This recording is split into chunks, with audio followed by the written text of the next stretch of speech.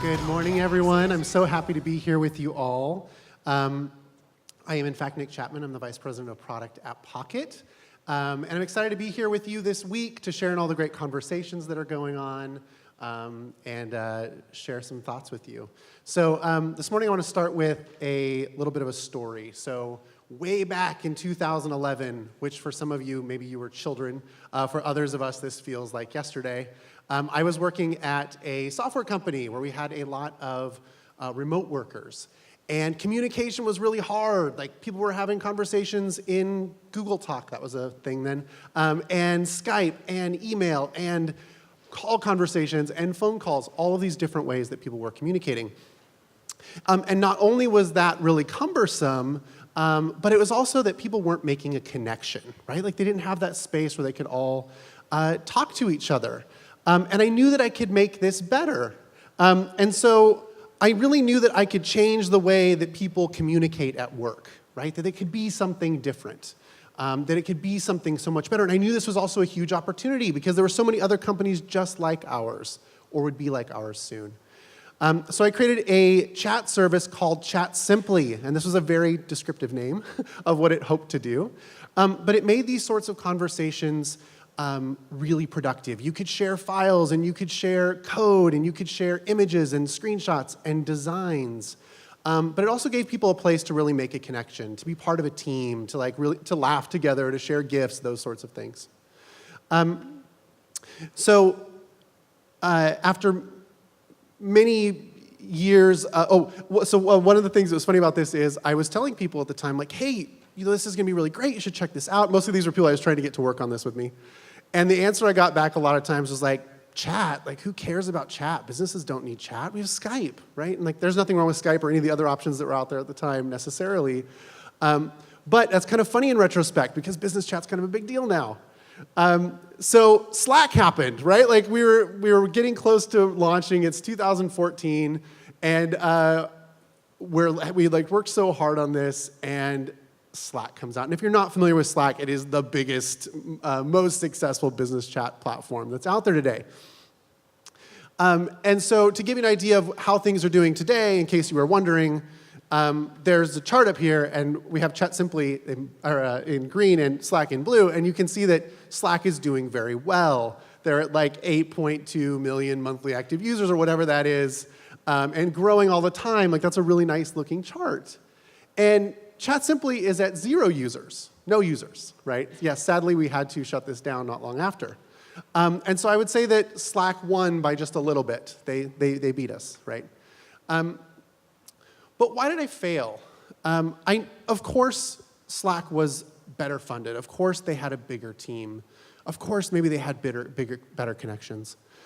But what I realized is that there was really something fundamental that I had missed about my product, right? Like, I had missed something because I was there. I knew it was important. I knew that this was a huge opportunity, but I had missed something.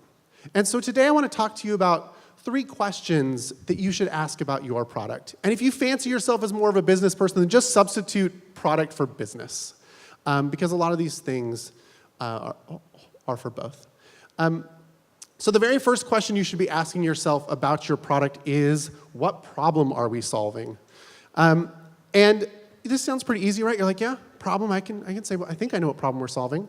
But oftentimes our problems look something kind of crazy like this, which is that problem where I want to open an app on my watch and tap a button and have a drone deliver dinner to my door, right? Like, that's a problem people have.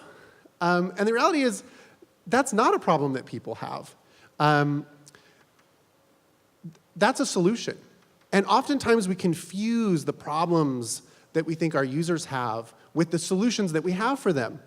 And the problem with that is we then miss when our solution isn't quite hitting the mark. We've forgotten who our user is and what their problem is. And so if our solution is not quite there, we've missed that because we're so wrapped up in it. Oftentimes, problems are much more something like, I just got home from work and I don't have anything to eat. What's for dinner, right? What's next? And these are the kinds of problems we should seek out. These are the sorts of things that people really experience.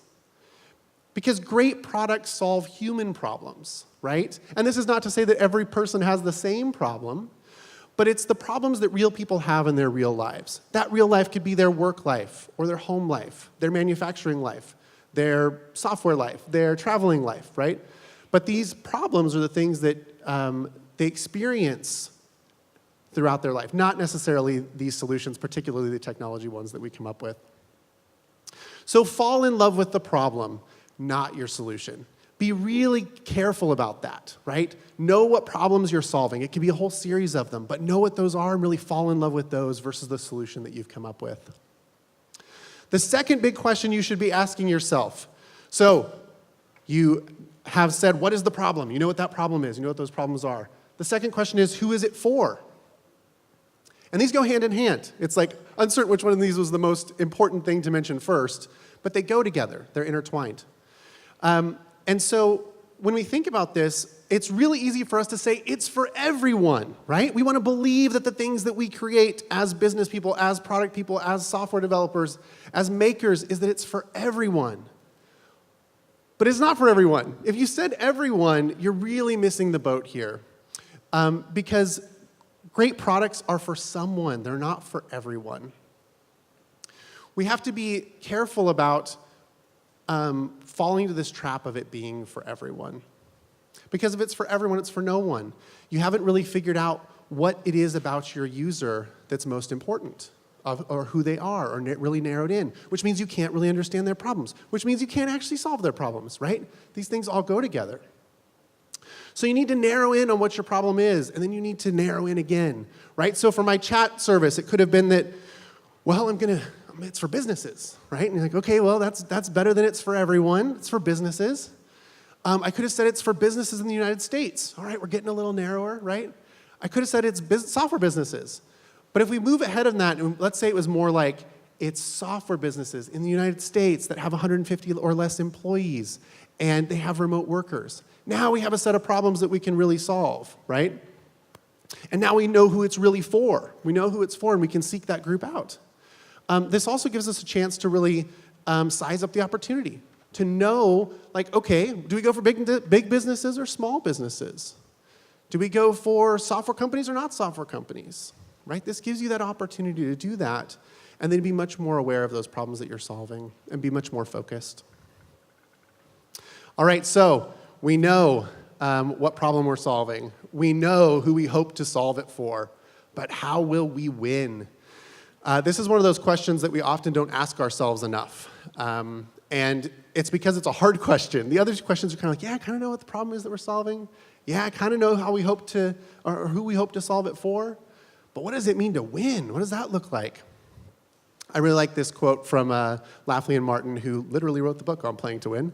Winning is what matters, and it is the ultimate criterion of a successful strategy. Right? Winning is how we measure if the things, the activities we're doing are actually successful, if they're actually impactful, right? So there's a few things to think about when we're thinking about winning. And this is because great products know why they're winning. Okay, the products themselves probably don't know why they're winning, but we as product makers should know why they're winning. And it's more about the why and where we're going, not just that we're doing the activities.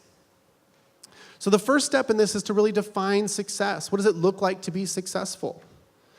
Oftentimes, creating software or running a business is like maybe running a marathon.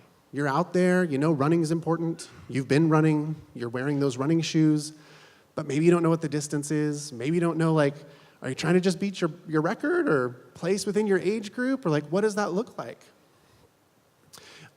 So that first step is really about defining what success looks like.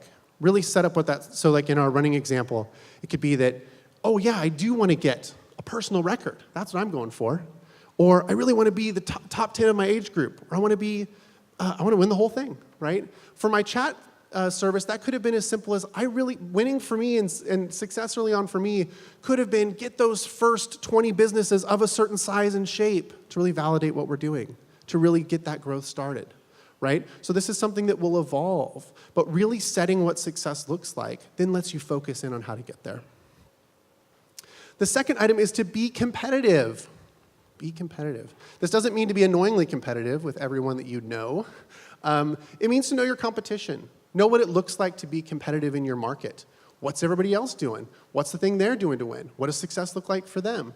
What are those things that they're doing that we are not doing? How can we do things differently? Asking these sorts of questions lets you find out why you might have a competitive advantage and really narrow in on what that might look like. Because if you're just doing the same thing as everyone else, you're not going to stand out. And you're also not going to have something really sustainable. The last one is to identify what's most important. This goes along with being competitive, right? So it's calling out those few things that you're especially good at, that you think really stand out in the market. I mentioned all of those other things that I was talking about before. This kind of goes back to competition. You know, it's like the competition, yeah, obviously it was Slack, right? They won. But it was also, competition was every one of those other services that I mentioned. It was Google Talk, it was Skype, it was email, it was all these other things. And so by really noticing what was most important and missing there, the thing that we could stand out for was like, hey, all of these, your conversations and chat can happen in this one place. They can be searchable. People can make a connection. Those are things that made it stand out against those other services. And so that's what's most important. And once you've identified what's most important, you really have to repeat it to everybody in your company. You got to remind everyone what's most important. You have to repeat it over and over again. You have to write it down so that people can, again, stay focused. They can look back to those problems that they're solving, those people they're solving them for, and what's most important to get there. So if you've answered these questions, if you've really taken the time to thoughtfully answer this, who it's for, what the problem is, how we will win, then you'll know what your problems are, right? You'll have identified them. You're not just searching out there in no man's land. You'll know who your users are. You'll know who that target audience is. You'll be thinking of them. You can get to know them better. You can go talk to them, right? And finally, most importantly, you'll know how you're going to win with them. And this is the key to actually staying focused and running a really great business, is to keep these things in mind and to make a product that really impacts people. So to come back to why I failed, right? And it was really focused on these questions, these answers. I only kind of knew who my user was, right? Like I knew it was business chat. I knew it was these software engineers that were having a hard time. But I kind of got lost doing something maybe for like a wider consumer audience. And I knew what problems I was solving, but I kind of lost sight of that, right? I didn't keep coming back to that. And finally, I had no idea how I was going to win. I hadn't even thought about that. I didn't really know what it looked like to win and be very focused on that. Maybe had I focused on all of those, I'd be here telling you a really different story where like that chart was reversed, right? And I'd be telling you like, here's all the things I did to get that chart to go in that direction. And I wish that was the case. So I want to close with one final thought, which is that it's really all about people. It's interesting that we can think through a lot of these ideas and get caught up in all of the details that we need to get there. But really remaining focused on who your users are and how you can make an impact in their lives and how your teams can work together to bring this impact is the really critical piece. At Pocket, our mission statement is to empower people to consume stories that are worthy of their time and attention, right? We really want to transform the way people read, to put them in control of their time and to spend their attention well. And so while we also want to run a really great business, we want to be really savvy about that, we don't want to lose sight of what our mission is and the impact that we can make in people's lives. So I really like this quote from Guy Kawasaki. He wrote this great book called Art of the Start. It says, if you make meaning, you'll probably make money. But if you set out to make money, you will probably not make meaning, and you won't make money. And you have to always have those two things in careful balance. But if you stay really focused on your users, if you stay really focused on those problems that you're solving, and if you stay really focused on how you're going to win and make people's lives better, then you'll get those two things. You'll make both meaning and you'll make money. So I want to encourage you to make meaning in the work that you're doing, in the businesses that you run, in the software that you create, in the technology solutions you create, hardware solutions you create. And I hope that some of the things that I shared today might help amplify the work that you and your teams are doing. So thank you very much.